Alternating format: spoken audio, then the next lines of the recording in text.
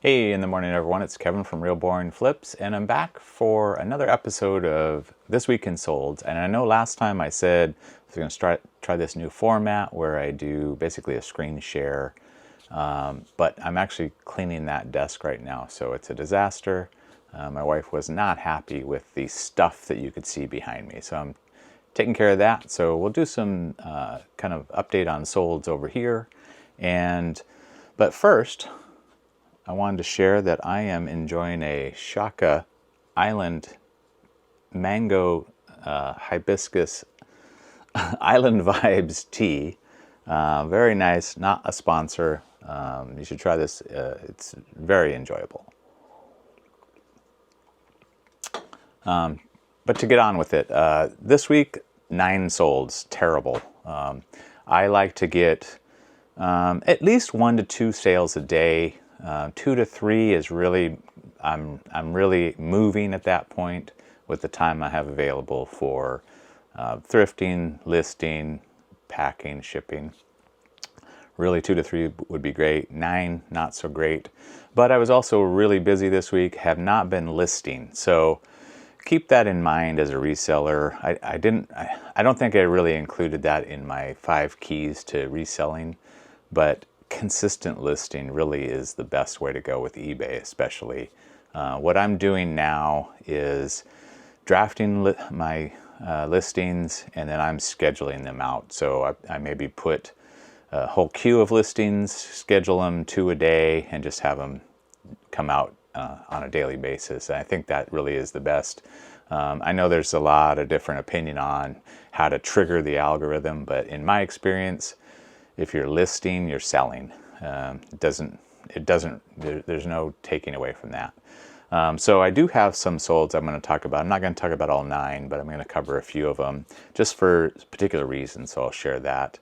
The first up that you can see on the screen is, I don't even know what these are really, the L4 TDM connectors. I got these, I actually got 100 of these for $20. New in the package connectors at a really a great garage sale, and didn't really know what they were, but the guy had a lot of solar panel type stuff, so he was into solar panels, so I figured these must be something related to that. I was able to get the whole 2 cases of them for 20 bucks, and I think I'm down to my last set, maybe not even. I've been selling them in sets of, or lots of 5 for only $8, but the shipping, I've always gotten a little extra on the shipping. And so I sold this last set of 5. I think I have maybe 1 or 2 sets more, maybe even just 4 pieces left. But all of them I've sold for this price. So I'm doing well on the return on that. On an uneducated buy, there was no cell service. I couldn't look anything up. But for 20 bucks, sometimes I'll buy stuff like that because I know I only have to make 1 listing and just a quantity. So that's a great mechanism for making reselling easy because you're only making 1 listing if you can get a lot of the same item. So that's my experience with this stuff. I still don't even know what these are, but people buy them.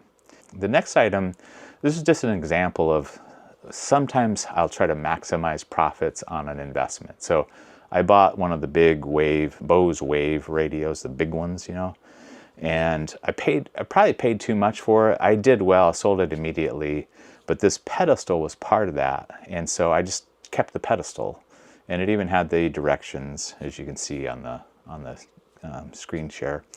I just kept that, listed it. For whatever reason, it just sold. So basically I had 0 into it because I really bought the Wave radio originally, and it sold at $28 plus shipping. So an excellent.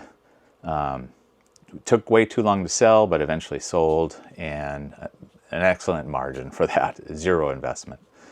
So the next one, you just saw me recently talk about these.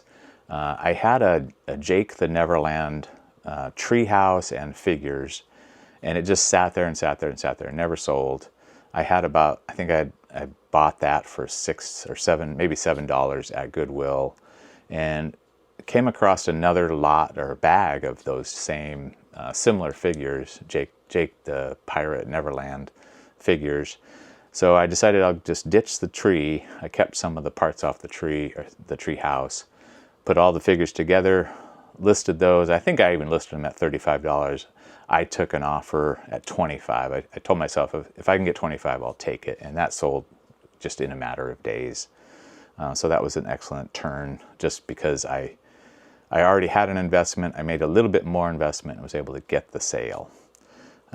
So this next one, you can see on the screen, this is an example of one of the things I do when I'm doing a in-person estate sale especially. I look for cords, any kind of cords. And I know one of my earlier videos I talked about just looking for unique cords. Well, this was a very unique cord. I could not find any comps to it. I knew it was old. It had to do with old radio tubes, some kind of, or maybe TV tubes, but some kind of adapter that you would use. And I basically, without knowing anything, identified it, took photos of the tags, listed it, and it sold this week at my asking price of basically $40. That was, again, a zero investment, because it was basically, when I bought this entire room, I just collected everything I could find. So essentially a zero investment on that. And then this last item, you just saw me talk about this because I just bought this matter of a couple weeks ago, maybe, at my local Goodwill. I paid, I think I paid $13 for this. Yeah, $13, and it sold at my asking of $70. So excellent turn. That's what I really like, is if I can have something come in and have it go out before I even have a chance to store it as inventory, as listed inventory. So even though I only had 9 sales this week, I think these were quality sales given the time I was investing this last week. We had a lot of stuff going on. Had a couple of events that we were doing. Had a Thursday night Seahawks game, so that kind of took a whole day away from some time that I would have normally invested in listing. So I do have 2 other things to report, and I mentioned this. I think I mentioned this in my top 5 keys to reselling, about using your spidey senses in not doing a sale or even blocking a bidder. I had this really, you can see it on screen, I had this really nice subwoofer, and I've sold those before. They're really nice and compact, but have great deep bass sound. And when I got an offer for this, I just really didn't want to sell it to this person. And then I had another person offering, so I had two people making offers, and this particular one, and I'm not trying to blast people. I don't, that's not the point of the video. It's really just to tell you the process that I went through. I ended up selling the item to the person, shipped it out, and it's a heavy item, so I actually overpacked it really well in an 18 by 18 heavy duty box with styrofoam, strategically placed, so it wasn't going to have any damage to it. It did arrive. I assume it arrived perfectly fine from shipping, but the person immediately contacted me, and I think I alluded to this in the top 5 video, that there was a problem with it. They couldn't get it to work. So I thought, okay, there's a few things you need to know about these speakers. You have to have the wire. You can either connect speaker wire leads out of your receiver directly to the speaker, or there's also a subwoofer input in this. But in addition, there's also a volume knob, and you can see on the screen that the speaker itself actually had a sticker right on it that indicated, hey, right on the side here is the volume, conveniently located volume knob. So I'm trying to do this troubleshooting with this buyer, saying, hey, try this or try that. Maybe try a different receiver if you think maybe it could be a setting on your receiver that's not actually outputting the subwoofer signal. They indicated that they tried everything. It doesn't work. It's defective. And so I agreed to the return. Now, I don't do returns. I don't accept free returns, or I don't accept returns, but obviously eBay forces you to accept returns if the item is not as described. So in this case, they said it was defective, not as described. So it was $39 to ship it back to myself. Now, this is a subwoofer I sold for $100. I've sold them for more. I think I had it listed for 130. I paid $5 for it, and it was essentially brand new. The person that I bought it from said, hey, we never actually even used this. And they really didn't even want to sell it, but they sold it to me for $5. And so I paid $39 to ship it back. And the buyer originally paid $34, $37 to ship it to them. It actually only cost me $27.31 to ship it to them, so I was ahead on that. But obviously when you do a return, the item comes back, you got to pay to ship it back to you. And then I immediately tested it, and you'll see the video of me testing it. I actually made a short about this because I thought it was so comical that it came back to me with the volume turned all the way off, like I suspected. So I hooked it up to my receiver and turned the volume on all the way up, and obviously it works. So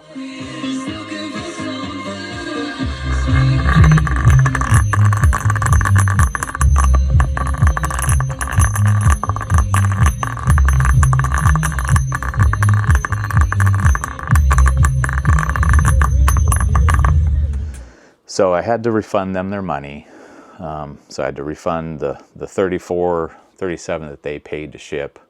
It cost me $27 plus another $39. So I'm into it now for quite a bit over my original $5 investment, which is disappointing. But you know, I guess the thing I'm trying to reinforce is do everything you can do customer service wise. I really was trying to troubleshoot the issue with them, and they just I think they just didn't want to try. I asked them to try a few different things, and they said they know everything about hi-fis. They're an expert in hi-fis, and it doesn't work. So no getting around that when someone is frustrated and they just don't want it. They want their money back. So that's fine. Cost of doing business on eBay, it happens. I got the speaker back. Now, my standard practice as an eBay reseller is if I have a person return an item, and I said this in my top 5 keys video, I block them. They're just blocked. Partly because I've already had a bad experience with that buyer, especially if I get it back like this where it actually does work. Now, if I shipped a broken item and it's clearly it was my fault, or maybe it was damaged in shipping, I'm not blocking you for that. But in this case, I just do that as a standard practice. And nobody has ever come back to me and said, hey, why did you block me? Now, if I had a chance to communicate about why I blocked them, I might unblock you. You know, if we work through that issue, sure, you know, we could resume a business relationship. In this case, blocked them, and then eBay actually tells you if you get an item back that the buyer says was defective and it's not, or not as described, you need to report them as a bad buyer. So I reported them as a bad buyer. I requested, did everything that eBay tells you to do. So within a matter of, I'd say 2 days, I noticed my feedback number was lower than it was the previous day. And sure enough, the buyer had given me a negative feedback, and you can see it on the screen. Upset that I blocked them from buying from me again. Well, in the feedback, you also say, I'm a terrible seller, don't buy from me. So I'm not sure why you're upset that I blocked you. So basically just disparaged me. And so again, I followed eBay's rules, you know, what they suggest, which is request the buyer to revise their feedback. I put in a very, I try to be very respectful in any communication that I send out to direct, or even in this case as a reply to a feedback. I'm not blasting people. I'm very respectful, and I just indicated I got it back. The volume was turned off. I turned it on, and it's working. And so I relisted it, and I have a video showing it working. Now, in their feedback, as you could see, they said I relisted a broken item. Don't do business with me. I'm a bad seller. So that's frustrating because, you know, number one, it's not true. And number two, I really don't have any mechanism. eBay gives you no real, mechanism to get that fixed. You can request the buyer to revise their feedback. You can request eBay to remove the feedback, and I've done all those things. I've requested, submitted what actually happened, show that I actually did relist it, and there's a video of it working, and you can see it's the actual one. I show the serial number. It hasn't been adjusted yet. I've gotten no communication. The buyer didn't like send me, oh, I'm really sorry I did that. I don't expect anything positive to come out of this. And as it happened this week, I was watching one of Kevin's videos on the Commonwealth Picker channel, and he basically said, he was talking about a negative feedback, and he just kind of threw up his hand and was like, I just don't even bother doing anything about this anymore. People are going to do negative feedback, and we're just going to have to live with it. Now, I've been selling on eBay for over 25 years now. This is the second negative feedback I've gotten in 25 years. It's also the second negative feedback I've gotten in 2 months.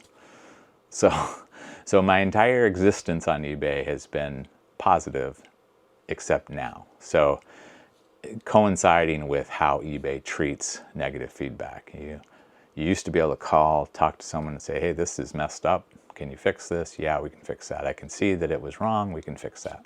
We don't get that anymore. So it's the new life is you just got to deal with it. I will always put an immediate response to the comment. And in this case, I just suggested people go look at the current listing where you see the speaker working. So kind of a bummer on that, but